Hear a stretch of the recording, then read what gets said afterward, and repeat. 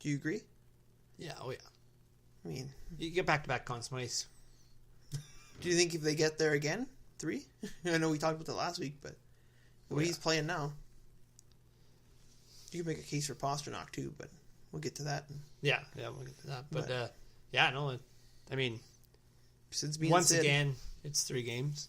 Yeah. If he dies off the rest of the playoffs and goes far, then it might not mean anything. But that's his team. Like, that's... to be honest, this is where Crosby shines. Yeah. He could be second tier. Well, he was second. In Actually, points. he was third on the team in points. Yeah. Behind Kessel and Malcolm, which is weird to say that he was third on the team. That Yeah, sounds exactly. weird to me, but He's got I'm not used to that. But I mean, he's third on the team in points. Do you think he cares? No, he's gonna. Let's be honest, he shines the best in the playoffs. Yep. I mean, don't get me wrong, he's an amazing season player too. But that's similar to Jonathan Taves. This is where Taves this is earns his money. That's true. Kane too. Kane's pretty clutch too. Oh yeah.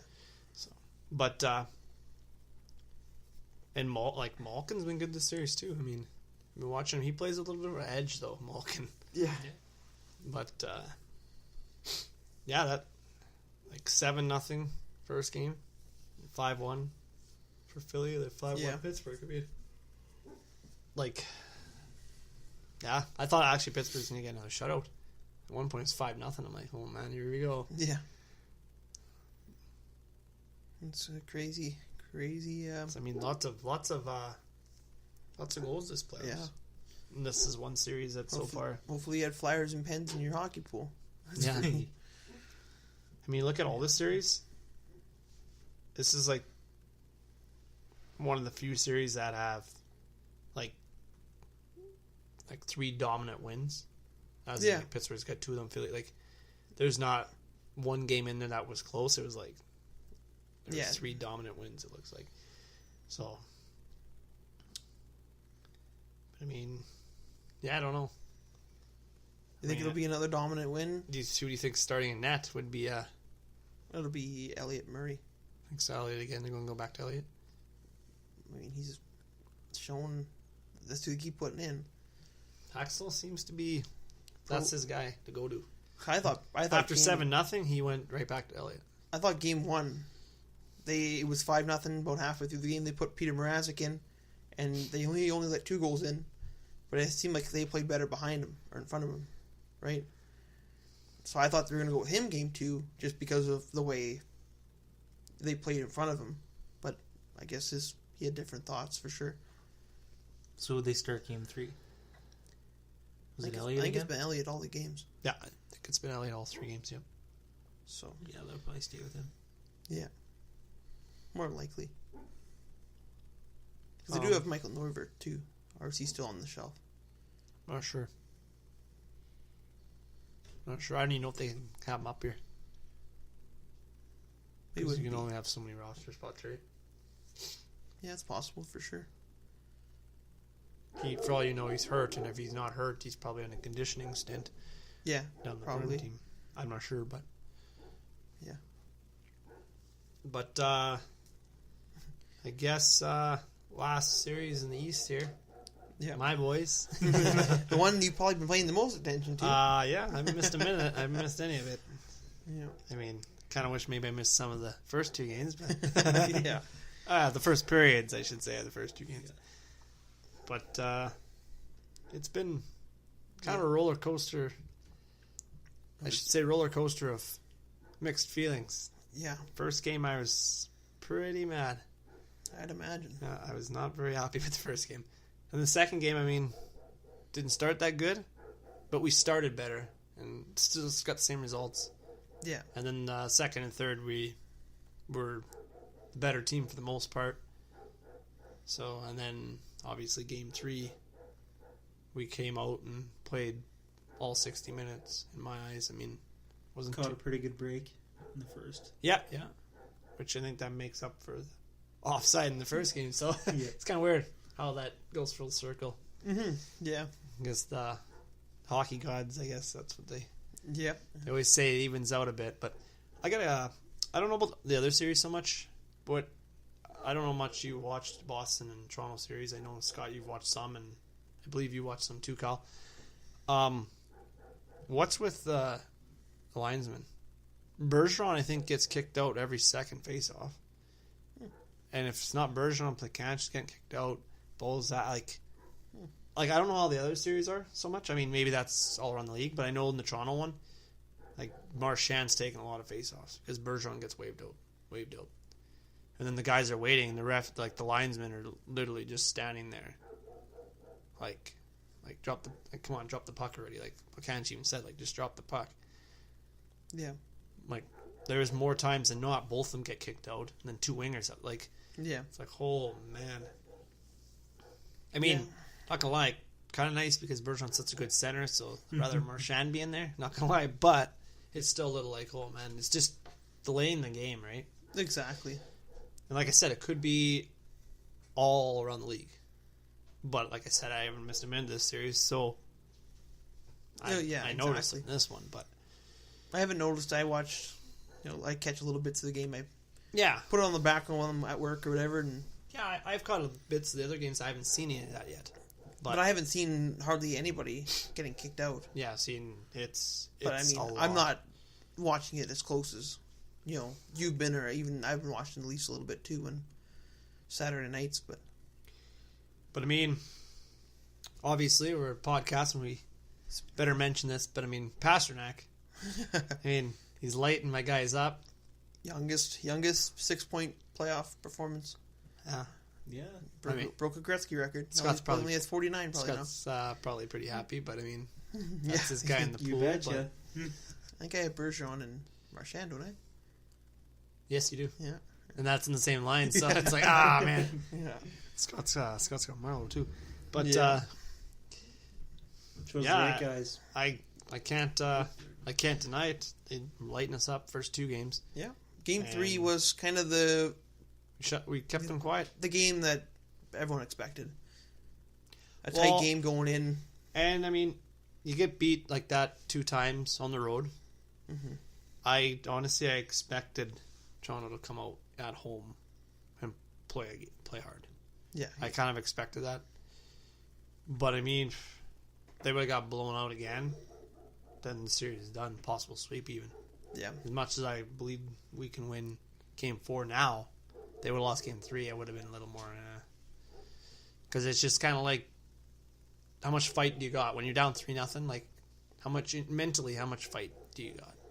Yeah. And as a player, you're probably thinking, man, like, you got to win 4 in a row now.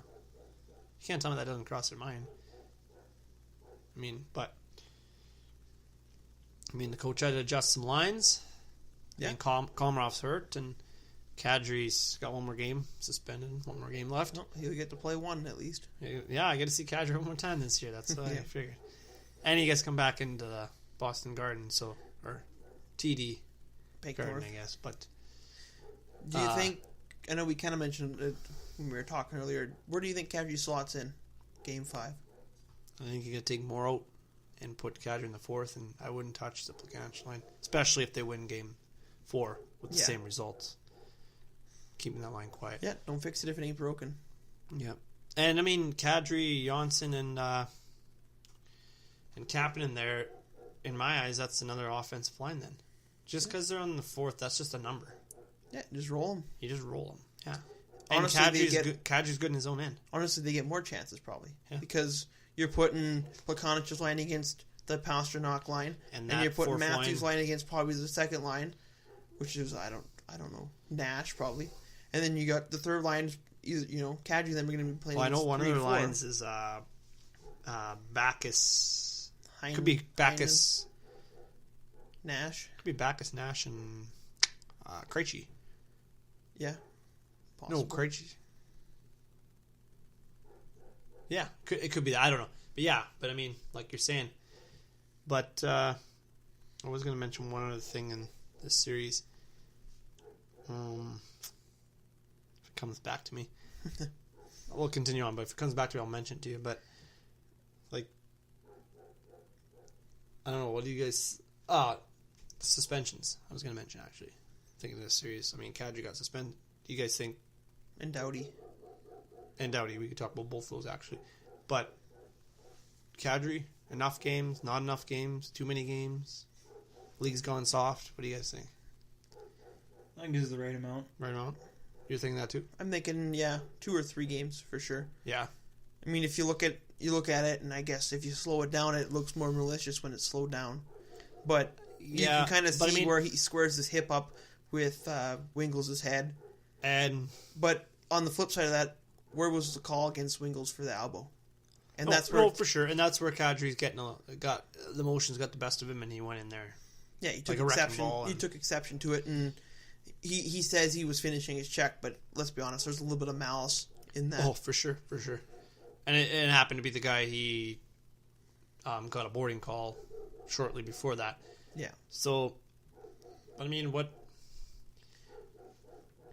gives like the possibility of him not being able to play another game or playing one more. Yeah, it kind of, if that makes sense. Yeah, depending on what the team does. Do you think that's why he got 3?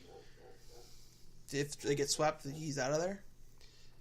Well, he's a repeat offender. Yeah, that's true. And to be honest, that's what you get with Kadri.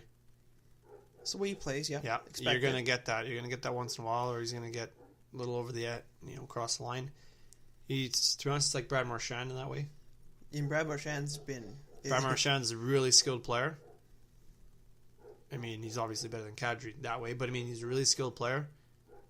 But same thing. Yeah. He has that that chippiness that actually gets him in trouble.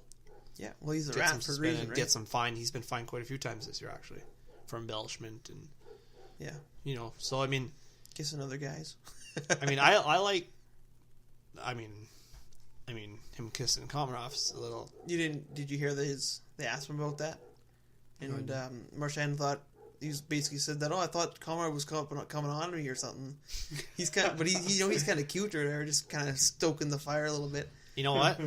I like it a little bit just because it makes the series makes a little bit of hate, right? And that makes a good series. Yeah, exactly. You don't like that other team. You're playing hard. I like that.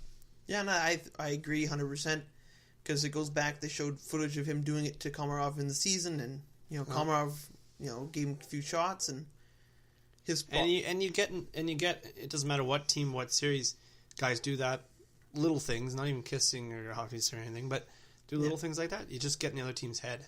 Yeah, exactly. It becomes a mental game at times, right? Yep, exactly.